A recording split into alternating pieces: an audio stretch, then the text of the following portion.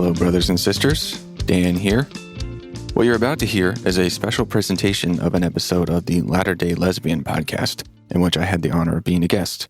LDL is a podcast about an ex-Mormon gay girl trying to figure out her life. That girl is Shelly, and her partner and co-host is Mary, who grew up as an evangelical Christian.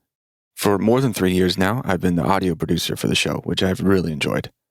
And for over 150 episodes, they've been telling great stories and having great conversations with some other guests you may know, such as Sam and Tanner from Zelf on the Shelf, Sam Young of the Protect Every Child movement, author Emily Nagoski, and recent Jeopardy champion Amy Schneider. In episode 108, I joined them to talk about how we ended up working together, my relationship with Mormonism past and present, navigating family relationships, and how I became known to their audience as Leave It In Dan. I really love working with these women, and it was a pleasure to be on the show. And if you'd like to hear more from them, there will be links in the show notes. And with that, I will now turn the time over to Mary and Shelly.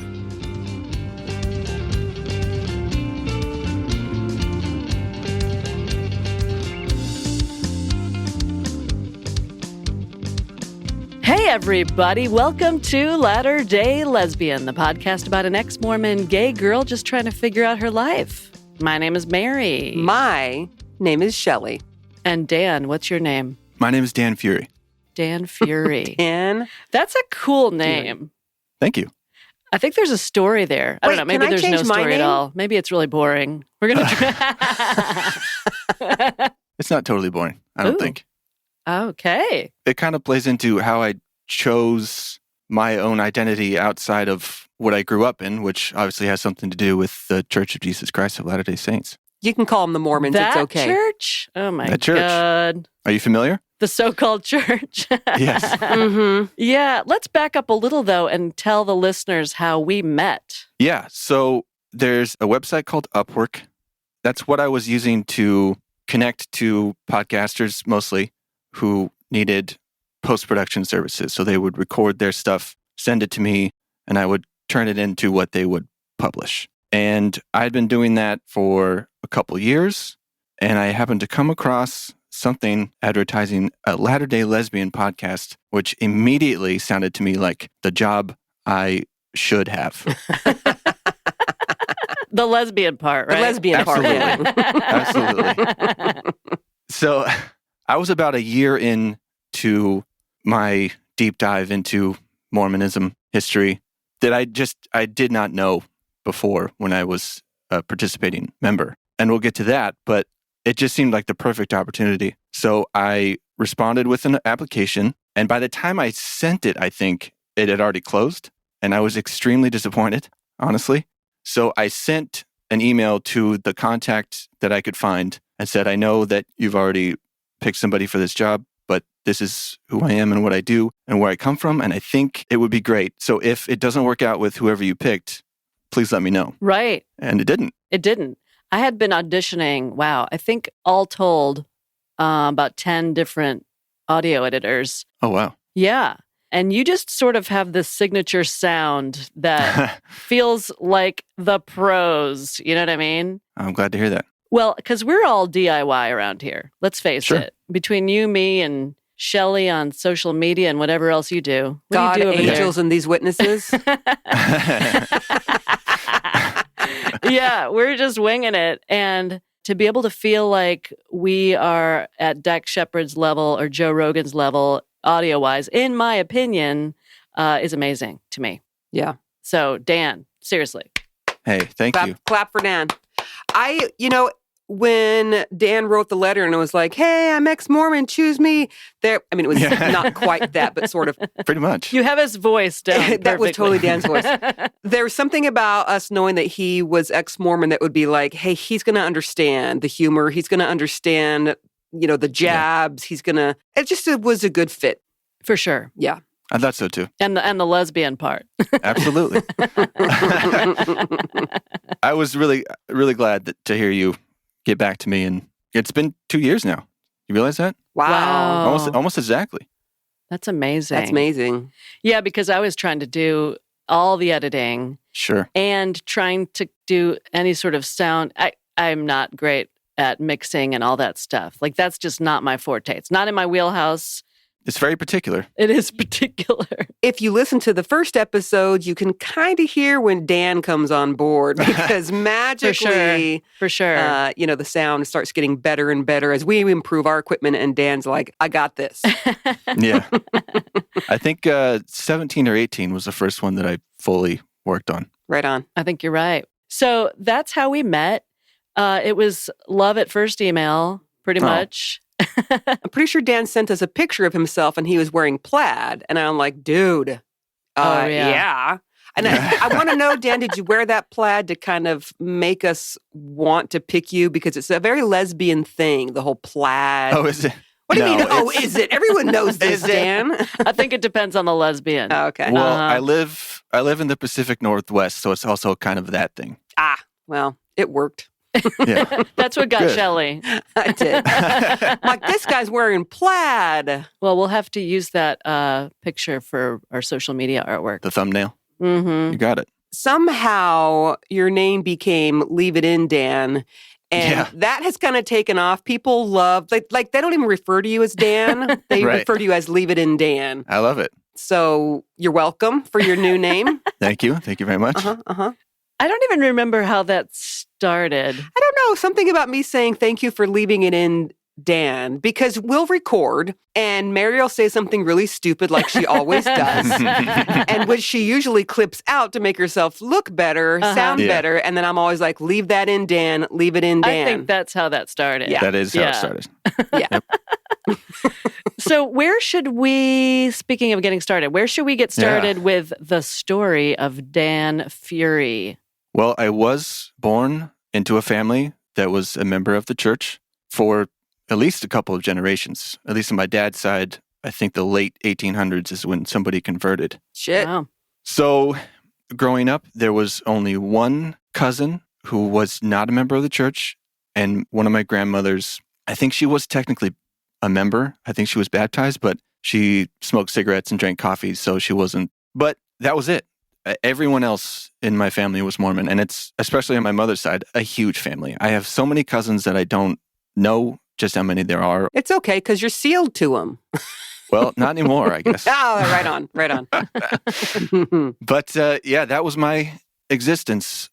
I mean, I played the part, and I got baptized when I was 8, as if I had a choice, really. Right. I was a Boy Scout. I became an Eagle Scout. I went to seminary. I did all that until I didn't have to anymore, and then I just didn't. How old were you? The last time I remember going to church, even for just sacrament meeting, was 21 about. Mm-hmm. But I was already I couldn't wait to not go ever again. Did you serve a mission? I did not. Oh, black sheep. Uh-oh. Yeah, much to the disappointment of my family. Wow. What was that like? It didn't feel great because I knew that's what would make my family proud of me. Yeah. But I just couldn't get it out of my head that, if I could convince myself that I could do this just to make my family proud, especially my father, then I would do it. But I can't. I can't go out there and preach this as the one true gospel because I really don't have that conviction. And how fair would that be to me or to them to go out there and do that? I just couldn't do it. Yeah. Good for you. That's a hard thing. I know that there are a lot of missionaries who go out knowing it's not true, or at least not believing in it. Mm-hmm. But the fear of disappointing the family is so strong, they just go. Yeah. And I get that. I'm not dogging on them at all. Yeah. Like, I get it. That's how strong the pressure is. What was it in you, or was there a certain part of Mormonism where you were like, this must not be true. I can't go preach this. What were you struggling with? I wish that I had done the research that I have done to figure out why I could say it wasn't true. Gotcha. Mm. It never fully sunk in. I mean, I didn't enjoy going to church. I didn't enjoy all of the things that you had to do in order to be really considered a member. Here's a secret, Dan. Nobody enjoys that ish. Nobody. I know. I've definitely learned that. But honestly, I remember one of the first things that really rubbed me the wrong way was there was a young woman who she'd been my babysitter a few times when I was younger. And I remember when she was like in her early 20s, she was single and had to go to the singles ward. And people would talk about her as if she was, for whatever reason, different, not quite good enough. Like she needed to find a husband, she needed to do whatever she had to do in order to get herself a husband so she could have a family and fulfill her womanly duty or whatever. Yeah. So was she considered an old maid already? I guess so. That's really what it felt like. That's how it felt like she was treated. And I did not see that as fair at all. And then I considered, what if that was my sister? What if that was my cousin or whatever? Wow. And we're supposed to believe that we're all brothers and sisters. Yeah. So that says a lot about you, Dan, that you actually saw the mistreatment of someone outside of yourself. And that's when you're like, this is shit. You know, most people, it takes them really suffering themselves to be like, this is shit. But for you to see someone else, that's good of you. That's good of you, Dan. That sounds like empathy to me. Is that empathy? I think it is. Way to go. Right on. I guess so. Good job. I also remember I was in, I want to say I was what was called a priest at the time, 16 to 18. And I had just seen, I think it was MTV True Life. And there was a young man who said that he had undergone conversion therapy, this shock treatment, because he identified as homosexual. And that was not okay. And they had to change him. And they went through those lengths to try and change him. Yeah. And I brought that up to my priesthood leader, who pretty much just said, there's no way that that's true. We don't do that. But I believed that kid. Sure. And it turns out, of course, that's true. Of course they've done that. I mean, I had some gay friends when I was growing up, and I just didn't see them the way that the church did. Yeah. So I couldn't get behind that either. I really think that a lot of people in the Mormon church, because there's a lot of just really good people, kind-hearted people, I think they just don't really know what goes on. I think that's right. And that's unfortunate. But way to go, Mormon church, for hiding all your ish. Yeah, for a long time. Yeah, I think a lot of members, if they really knew the pain and really the torture and the guilt feelings and the shame that so many people endure, if they knew that, they'd be like, what the you know? But those people that are experiencing that generally don't speak up. Right. When they should. Right. And if they do, they're usually not believed. Just like your priest quorum leader was like, no, that doesn't happen. Well, because why would you think it would? It's horrible. And you can't imagine that your church that you were born into, that your parents believed in, that's the one true, they would never do anything horrible. Don't get me started. So where did Fury come from? So in high school, I was in a band, and we called ourselves Red Eye Fury. A band? A band. Oh, shit. What'd you play, or were you the singer? I played guitar in that band, and I think I did some backup vocals. Very cool. Cool. Bass guitar or regular? Guitar. I think guitar. I think you would probably just say bass. Oh, okay. I would. I play bass now. I played bass guitar. Let me push my glasses up. Hey, my oldest son plays bass guitar. Bass guitar. Okay, so you played in a band, and then what happened? Yeah, so that band broke up, and then the singer and I, we decided we were going to do a different project just together, and we would call it The Furies. And I would be Dan Fury, and he would be Armando Fury. That would be our stage names. And that never really happened, but I liked the name. I liked that I could be identified in a way of my choosing outwardly. Yeah. And I just kind of adopted that. So basically my whole adult life, I've been known as Dan Fury. If someone who knew who I was growing up were to Google my legal name, you really don't get much. So I kind of have an anonymity to myself, and then what I choose to be myself out there is what's out there. So do you like that? I do. That anonymity? That's a hard word to say. And I feel like I did that at just the right time, because not a lot of people, I don't think you can really do that the same way now. Because that was early 2000s. The internet has changed quite a bit since then. True. True. So your shelf broke, basically. You didn't go on a mission. You left the church. I'm sure it was a more drawn out process, but what was that like for your family, the family members that remained, I'm imagining, in the church? Yes.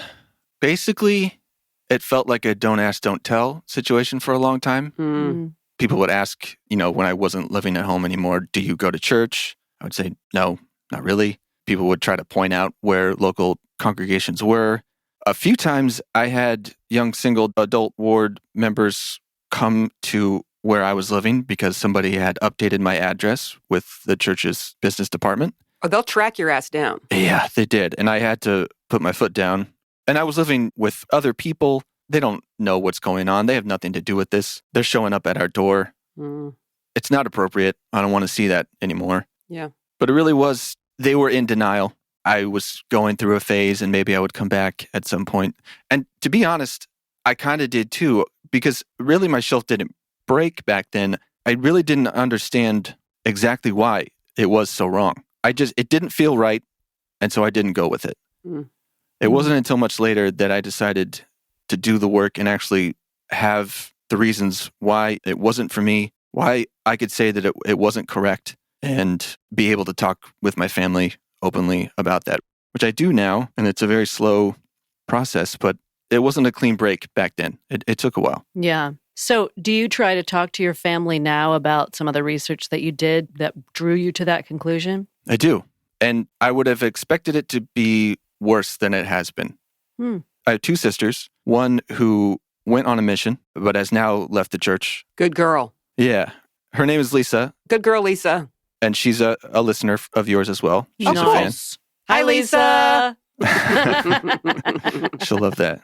My other sister, she is still in. She lives in Utah, so she's in it. Mm-hmm. But I talked to her and my mother, and it's interesting the kind of things that they also don't know Right. or don't understand really are true. They're not anti-Mormon lies. Right.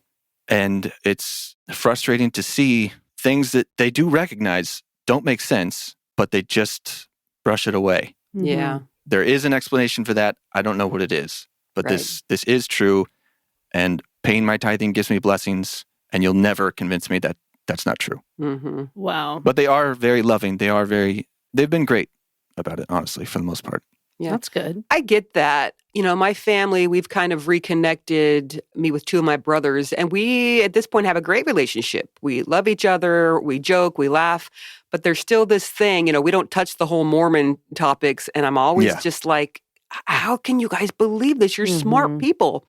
One's a doctor and one's a computer guy, and it's mind-boggling, but then again, I believed. So it's one of those things where you just kind of have to let it go, as frustrating as it is, because no amount of telling them all the things that are wrong with it will make them change until they start until they start doubting themselves. It's hard to make someone start to doubt. They have to do it on their own.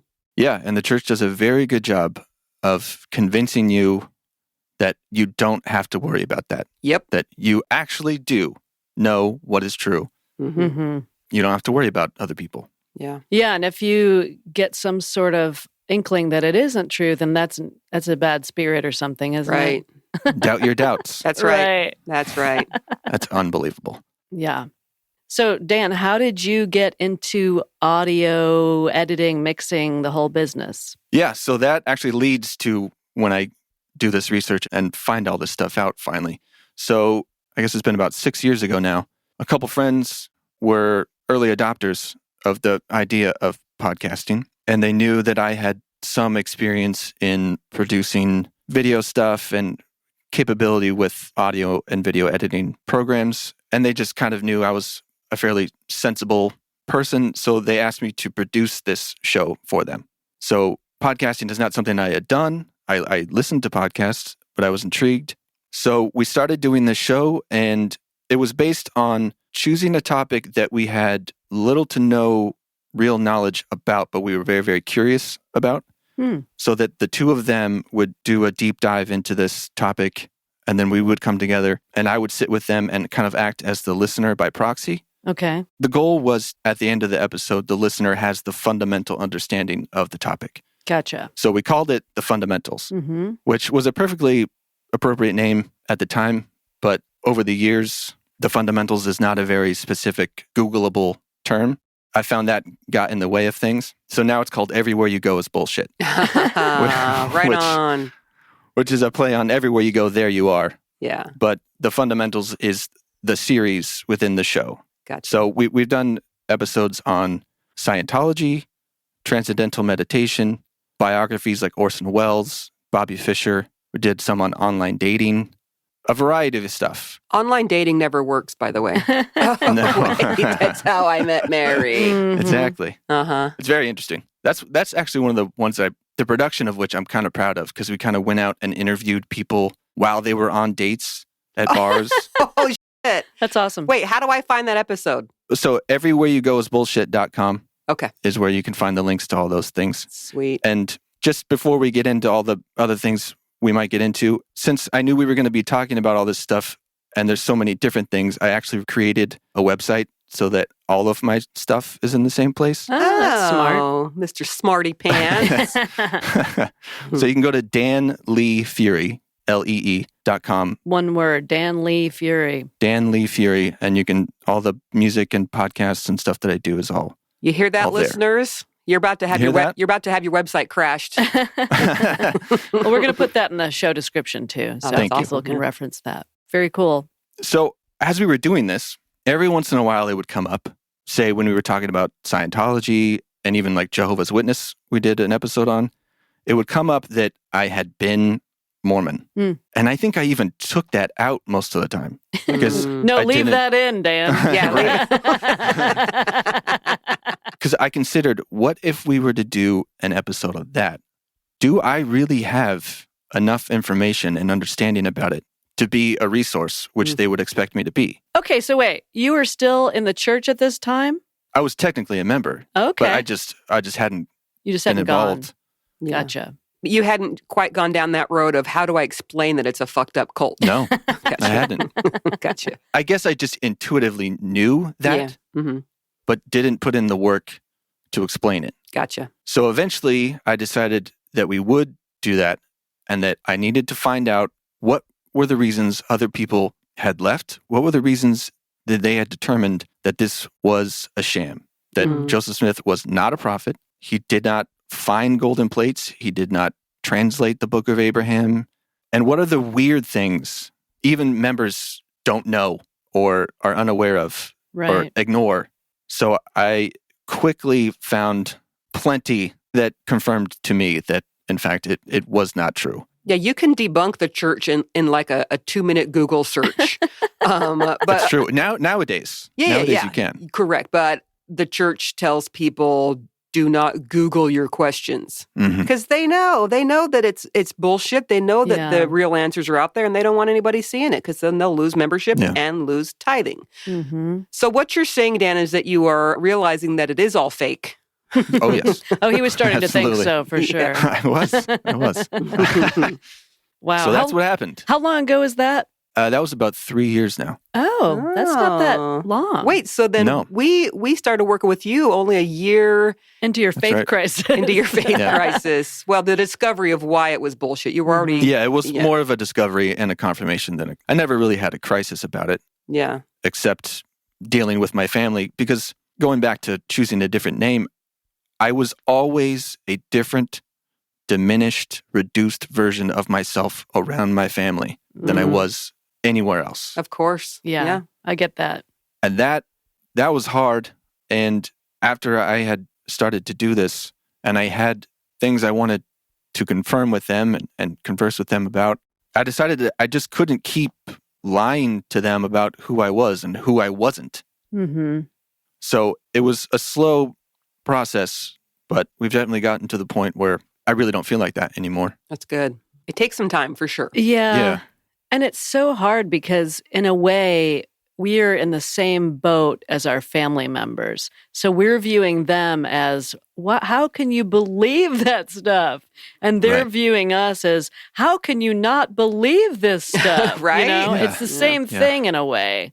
I know. I still deal with it with my mother all the time. Mhm. Mm-hmm. Shelley and her family, same thing. Yeah, I mean, my family doesn't put pressure on me to come back to the church at this point because they know that's nowhere near Right. a possibility. Yeah. But my parents will still talk about church stuff. It's a don't ask, don't tell situation. It is for sure. It's a don't ask, Yeah. don't tell. Definitely. There was a lot of asking and telling initially, but got to the point of like, yeah, f- it, you know, peace be unto you or some shit. Yeah, well, Yeah. there's like that initial coming out experience that you have to do with family who are Mhm. super Mhm. religious, where you Mhm. have to admit to them that I don't feel this way anymore. I am different than you. Yeah. That's really hard. Yeah, and then they react, and then you react to their reaction, and then they react to the reaction. Yeah. That And then you it- feel like a black sheep. yeah, And then, potentially you're the only one of your siblings out of the church. And then it's like you stick out as being this big sinner. Mhm. Yeah, it's real hard. Yeah, crush that. Yeah, Lucky for Dan, he dragged Lisa out.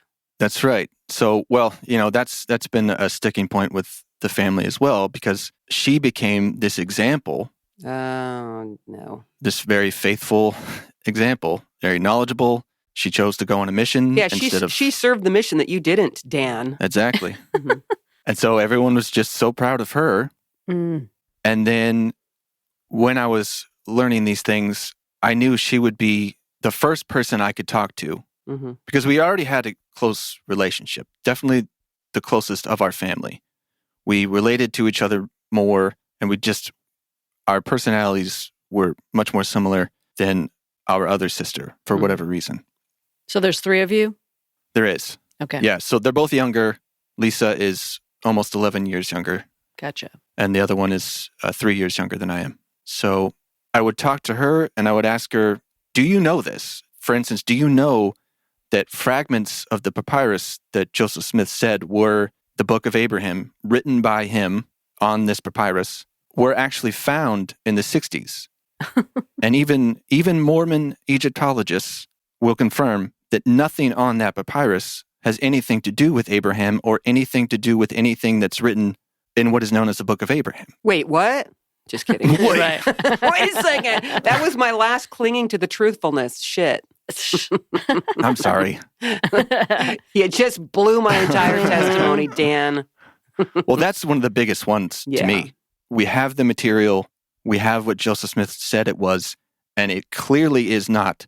So they have to go through such lengths and such leaps of logic in order to get around the fact that it just isn't what he said it was. Mm-hmm. Yeah. So she didn't know that existed. Mm-hmm. Well, they don't teach that in Relief Society. I don't know if you They sure do not. knew that or not. No. That's one of those things that they could bury for quite a long time until they just couldn't anymore, because anyone can know that Mm-hmm. pretty quickly. Yep, the interwebs. So we would have long discussions about the theology, the doctrine, how it didn't make any sense, all of these stories about how the Book of Mormon was basically assembled Sure. and built upon these other things. It wasn't just copied from the view of the Hebrews. It wasn't just copied from this or that. Just like Joseph Smith did with many things, he amalgamated them into this thing, said that it was from these ancient gold plates that nobody actually ever really saw. Right. And so at first she would not argue with me, but give the faithful response and try kind of to explain it to me and to herself. Did your family know that you were having these conversations with your sister? Because that'd Not freak at out first. mine. Yeah, okay. Not at first. But I wasn't, and I made it clear from the beginning, I'm not trying to change your mind. I'm not trying to convince you of anything. I'm not trying to take you out. It's just, if you have an answer to this, I'd like to hear it. Mm-hmm. And if you don't know this, I wonder why not. Yeah. Mm. So it was that for a few months, and then she kind of started to let more of it sink in. Mm-hmm. And then she did her own investigation and would come to me with points and questions. I honestly did not think, I thought if it was possible that she would ever decide it wasn't true, that she would ever leave, it would probably be years, but it probably wouldn't happen. But within a year, she was well on her way. And Atta girl, Lisa. Atta girl. Yeah. and so obviously the family is like, and I would totally expect this, it's all my fault. Sure. Mm. But really, it's not. I Of course it's not. just opened the door. She's an adult. Yeah. Yeah. And she used her agency, which we all have. Yeah, I was very fortunate that I was able to talk with her about that, and that she found herself in the same position. And she's had, I think, a much more fulfilling life since then. Everybody does. Everybody Right. does. She's been struggling. Yeah. She's honestly course. struggled with, Yeah. because she really did believe. Yeah. Yeah. Yeah. I know. Going back to your family blaming you. Yeah. When I left, my family blamed my husband at the time. Hmm. When any of my close friends left, their parents blamed me. You know, Right. you can't actually, I think, as a Mormon parent, come to terms with your child leaving the one true church. You have to blame someone. They were led astray by Yeah, the devil. Or right. their friend who left, they told them lies and that's why they left. Typically, they don't actually say, oh, my son found out this information that is true, which proves that this church is wrong. Yeah. They have to have some kind of scapegoat. The devil made him do it. Oh, It it's was a his bad sister. spirit every single time, probably. Yeah. And in a way that kind of diminishes, the mind or the brain of your sister. For them to assume that it was you that made her leave, it's like, well, she's not just a stupid lamb or stupid sheep, just, I'm going to do whatever, leave it in Dan does. That didn't happen. I know that she looked into it and came to the conclusion on her own. So, Yeah. And they do now. And I think that will get more clear over time as she speaks with them more. yeah. So what's helped, I think, it's helped her, it's helped me. And because, for instance, my sister listens to it, Lisa and I have been doing a podcast for the last year or so Nice. that we call Siblings in Zion. Which is a little That's a good pun. one. Very I like good. it. I like it. And so we've talked through her transition. We read our patriarchal blessings on an episode, which was really Nice. interesting Yeah. to see the difference between mine and hers. Mm-hmm. Hmm. And so my sisters listened to that and heard a lot of the logic Mm-hmm. and the facts. And we don't just talk about Mormonism and the doctrine. We kind of leap off from that into other philosophical ideas and existentialism and atheism. And, if it's not what we thought it was, what could it be? Mm-hmm. What's really the point? Right. We both have some anxiety about death, Yeah. and that comes up a lot. I feel that. Yeah, I feel like I've worked through that a little more. I've been around a little bit longer than her, and she's kind of struggling a little bit more with that at the moment. But so we did an episode on this book called The Denial of Death. Have you read this? No. It's by Ernest Becker, and it was a Pulitzer Prize winning book from the early 70s. I mean, it's a little dark, but it gets into the real human necessity to deny that you are a creature that dies, and understanding all the ways in which we deny that every day, unconsciously, consciously. Mm-hmm. It was really interesting. Let's check that out. Yeah, I think fear of death is probably pretty common, Mm-hmm. especially for those who have left a high demand religion, because you didn't have to think about it. It was all figured out for you. You didn't have to decide, well, what will happen to me? That's the most important thing I would say about having a faith like that, is that you don't have to worry about your death, because it's not the end. Yeah. Mhm. It's just the beginning. All the good stuff comes Right. after that. Mm. All the plural wives. Yeah, all the wives. The 1,000 years of temple work that you're going to do. God, that's so fun. damn God. boring. But even in 1,000 years, you wouldn't get all that shit done. Come on. No, of No. course not. God, Absolutely ridiculous. that sounds horrible. And if God's such a loser that he can't snap his fingers and have all the temple work done, then what the right? Exactly. Like, honestly. That's one of those things that really, because I did baptisms for the dead. Yep. I was in that temple, and I get what people say when they feel the Spirit Mm-hmm. in that situation. Mhm. The building is beautiful. It's ornate. It's quiet, and it's reverent. And it's expensive. It's very expensive. But it's all just busy work, Yeah. Yeah. and it's pointless. Yep. Time suck. Yeah. Absolutely. And a money suck, because you got to pay your tithing to get in there Of and course. do it. Yeah. Yeah, you're only getting in there if you've paid your way. Yeah, and they make Mhm. it seem so special. Yeah, the most special. Right. So what if you're, a Mormon who somehow never makes it through the temple? That's a thing, right? No, you get sealed yeah. to someone in the afterlife. They'll just pick you one. Because you got to be sealed. You have to be married to Right, 'cause your someone to marriage live for wouldn't eternity and hang Yeah. out with God and not have a TK smoothie. You got to be married. Absolutely. Yeah, I never did do the endowment, thankfully. So, I almost wish that I was still. I resigned about a year and a half ago. No, 2 years ago.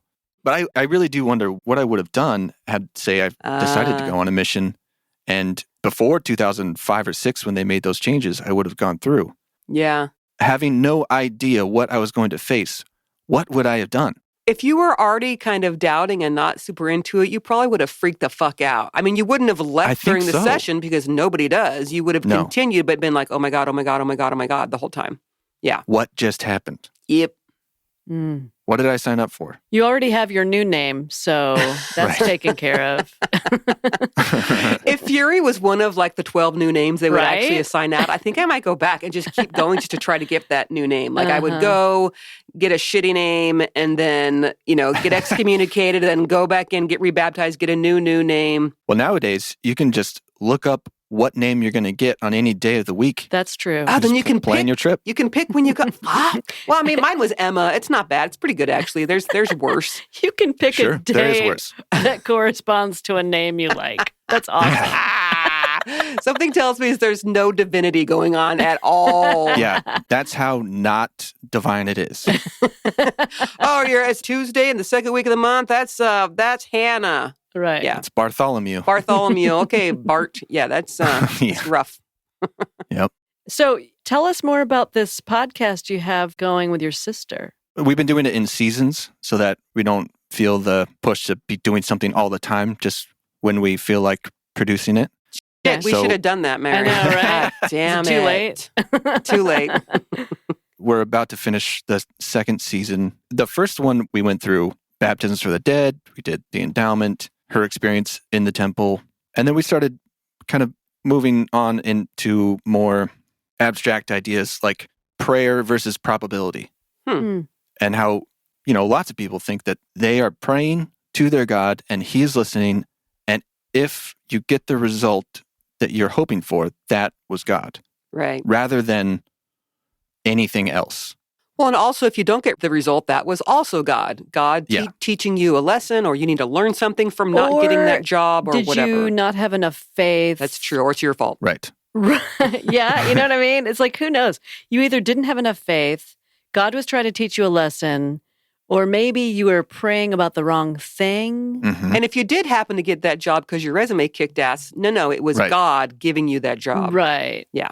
That's a perfect example. She was applying for jobs. She was applying to grad school. She was accomplishing and gathering these things for herself. But to anyone who was praying for her that such a thing would happen, they get to take credit for doing the work to give her a blessing. Oh, geez, you're right. Rather than she made it happen. Yep. That makes me think of my mom and dad. Our listeners know this by now. My mom and dad are in a retirement community, and both have basically lost their minds. My dad can't remember anything, really. He's super anxious. Anyway, he is constantly asking for blessings. Constantly. He gets a blessing probably every week or two from someone there at the facility. A woman? No. Oh, sorry. You silly girl. We don't have any powers and priesthoods. We don't have shit but Just a womb. asking. Anyway, he keeps asking for these blessings, and it's so frustrating for me to watch that. I'm like, Dad, these don't do shit. Yeah. They don't, because he'll be in little better spirits for, a half hour afterward because he thinks that he's going to be cured, because these blessings are all like, you'll get your memory back and blah, blah, blah. That shit ain't happening. No. That's not fair. It's not. And so I think it just drives him deeper into, why is God not listening? Why am I not being healed? Why? It adds to his anxiety and his depression. For sure. And he could be thinking, what's wrong with me? Am I not faithful enough? Absolutely. Or why has God turned his back on me? Of Who course knows? he's thinking that. And that also, it's a slap in the face to the doctors of the medicines that are helping him basically not die. The CBD gummies that are helping him with his anxiety that he doesn't know they're CBD. Him. I know. Sorry, Dad, if you're listening, which he's not. Also, the nutrition of the foods that we are making him eat so he doesn't starve. In his mind, he shouldn't have to do all this shit because the blessing said he would regain his memory. Yeah. So basically, God sucks and does not actually answer prayers. There you go. Mm-hmm. Or he's just not there. Right. I mean, that could be those people who believe God is there. He kind of sucks. The Mormon God. Yeah. God himself, Elohim, seems to be not really involved. Oh, for sure. Return and report. Tell me what's going on. I have no idea. Yeah. No, you're right. Because you're exactly right. So we did the temple episodes, and it's like, poor Jesus is sitting there having to give messages from Peter, James, and John, and then tell God and back and forth, and he's getting whiplash. Like, God, what the fuck? Aren't you paying any attention? Seriously, it's what the are you most doing? boring script. It is. It's real bad. Another one of the episodes that we did, which was almost frustrating because of, Lisa's Mormon brain would kick in and try to explain why it makes sense to them. Mm. But we talked about the pre-existence Mm-hmm. and the resurrection and how there could have been anything like an existence before existence, like Peter, James, and John. How would they be Peter, James, and John before they ever existed? Mhm. Exactly. How are you already someone when you have to become someone through your mortal life? Well, Yeah, and here's Peter's some name hoops. wasn't Go even ahead and Peter. It jump. was Simon. Yeah, that's true. He was Jesus Simon. renamed him. So what gives? We still starting to think don't it's know. all fake. Yeah. The more we talk about it, the more we realize, yeah. what a bunch of hogwash. Yeah. For sure. Yeah, I kind of believe in a different concept of God at this point. So what do you feel now, Dan? What's your spirituality like? Well, I've gathered from a lot of different places, and I don't think it's necessary to believe that there is a creator, a being that made your being or the earth or anything like that. And Mormonism is unique, it seems, because they believe that matter cannot be created or destroyed. So there's always been something. Okay. And they also believe that Elohim is not God, capital G, God prime. There are gods before him. Mm-hmm. He had a body. He had this eternal progression. So how far back does it go? They say that intelligences are eternal. They've always been there. So how is it that hard to go from that to there's just always been something, that it wasn't created? Mm-hmm. So wait a minute. This is the first I'm hearing there are multiple gods. Mormons believe in multiple yeah. gods? Oh, yeah. Well, you know that, like, if you die and you have a bunch of wives, you get to be a god. Mm-hmm. How So do we God- not pray to that person? The best of the best. The best of the best. So God that they believe in was once a man, right? Yeah. As man is, God once was, Right. and as God God is- is, man may become. Yes. So Good how do you quote, know good which quote. god you're worshiping? If there's It depends on your millions? race. So that was something that I actually was taught, right? Really? That the races come from God's different wives. Did you ever hear that, Dan? No. Oh, shit. It's a No. good one. I don't remember where I heard it, but I heard it a That is few good. times. And I Oh have my had God. other Mormon or ex-Mormon people in my life tell me that they were taught that as well. Just when you think this can't get wackier, really. Right. It is lucky that God had so many different raced wives so that they could be different countries and Okay. cultures. That's what you were taught? Yeah, Okay. that's how it had to make sense. Well, of Mhm. course they look different because God had different wives. Of course. But that still doesn't explain why there's multiple gods. That explains there's No. one god with a bunch of different women. And that's our God Yeah. of Right. this world and many others. But he had a God before him, and he had a body, and he did the same thing that we're supposed to do. But at what point does this start? So is he still reporting up? Yeah, exactly. Does Well, it he said have that- autonomy? Who's in his upline? Yeah. It said that confused. the plan of salvation was by a council of gods. Oh, that's right. Huh. But were they the first ones that had to come up with a plan? But they Exactly. were all Because chicken how or did they egg? become what? Yeah, exactly. So I don't see a need to ascribe to any form of that belief. Gotcha. I don't think it's hard to just accept that, like every other living thing around us, we come from the earth, not from outside of it. Hmm. And we go back to it. And we're not a spirit riding around in our head, looking out of our eyes, that we're not our body, we're the consciousness that inhabits it. That was kind of creepy thinking about the spirit that rides around in our I know, head and right? looks out through the eyes. I might have nightmares tonight. Thanks, Dan. Like a Power Ranger. instead of- Yes. But that's what we think a lot of people think that we are, even if we Yeah. don't believe in a God. We think like there's a separate self inside of this body that Mhm. maybe goes somewhere else or has some other existence. But Yeah. Well, and who knows? But I do know if you were to explain your beliefs to an active Mormon, they would be like, oh, that's horrible. What a sad belief. What? I mean, they would feel Right. so sorry for you. Like, how could you even be happy? But I have been, honestly, a happier, more content person since coming to that understanding than I ever was before. When I even had a doubt or difficult time understanding anything else as to where I come from or what's going to happen to me, I have less anxiety about that and more understanding that this is the life that Dan gets to live. Life is living me right now. And I didn't even have a choice. I didn't choose to be alive, Hmm. but you could call it a miracle that any of us exist. So just enjoy that. That's interesting that you say that. I remember when I would fight with my parents when I was a teenager, I would always say something like, I didn't choose to be alive. Yeah. That sounds like a great teenage thing to say. It is a great teenage thing to say. I think everyone's yelled at their parents. And of course, then I was sat down to and talked about how in the pre-existence, we all chose our families. And yeah. I'm like, why would I choose this family? Yeah, you people suck. Yeah. Well, think of all the people who have lived horrible existences. Yeah. That they had no choice in. Yeah, they choose that? Come on. Well, and Mormons would say, well, you needed to learn something from that. Like, who would choose to learn something by being born into, like, extreme poverty where you starve at the age of 2 or war-torn? Like, who would pick that, and what in the world are you learning? And what are you learning if you're like, and this is morbid, what are you learning if you were, let's say, murdered at age 1? Like, what did you why? So it doesn't make sense to me that you were like, oh, here's a lesson I need to learn. Okay, I'm going to be born into that country that's in the middle of a civil war. And like, who does that? It doesn't make sense. No, it does not. That's my take on it. I don't think much of this religion makes sense, if I can be honest here. Like I said, I do understand admiring the facade of what the church is. Mm-hmm. People who nowadays really, truly believe it and love it, they think about the Jesus that's painted by, I forgot his name. You know the portrait. White Jesus wearing the red robe. Yes. Yeah. With kind of reddish hair. Yes. That's their Jesus. Yep.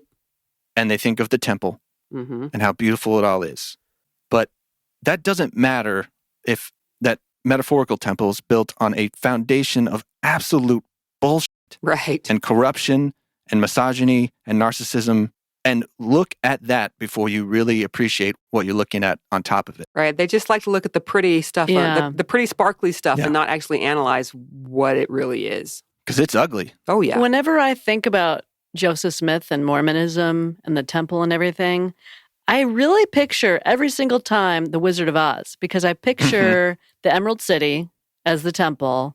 I picture the wizard behind the curtain as Joseph Smith, because if you remember before the tornado, that same character was a snake oil salesman. Mm-hmm. Also as a fortune teller. You know what I mean? Mm-hmm. He is like the scam artist that Dorothy happens upon in the wilderness or like near her house or whatever, before the tornado hits. And that to me is Joseph Smith. Yep, that's pretty appropriate. About right. Mm-hmm. Granting a bunch of fake blessings to people. Right? Yeah. And you get a heart and you get a brain. Yeah. So Dan, what else have we missed about who you are? And what are we doing going forward? Tell us what you've got planned.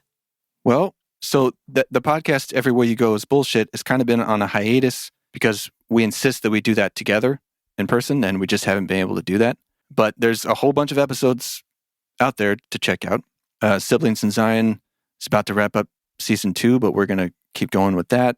I am in a band that is currently known as Umbrella Man, one word, and you can find that at the website as well. Sweet. Should be some new music coming out from that.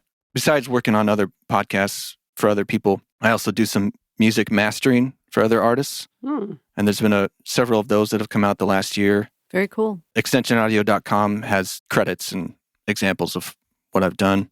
I'm just hoping to keep doing that, keep working with you guys. It's honestly been a real pleasure to be able to do this. I love that I get to be involved, and I love you guys. Aw, we love you. And also we love that while we record, sometimes we'll just talk to you. Yeah, I like that too. Like, Dan, hey. It's been great to actually get to speak with you for really the first time. Yeah, it's true. I know. Yeah, we just email back and forth. Dan and I are email buddies. Yeah. I just talk through the podcast to him. Mm-hmm. Yeah, this has been great. Thank you so much for coming on. Yes, thank Absolutely. you. It's been my pleasure. We really appreciate you being part of our journey and your input and also your audio mastery. Love all of that. Thank you. Thank you so much. You're very welcome, and thank you. All right. Thanks, Dan. Keep leaving it in. I will.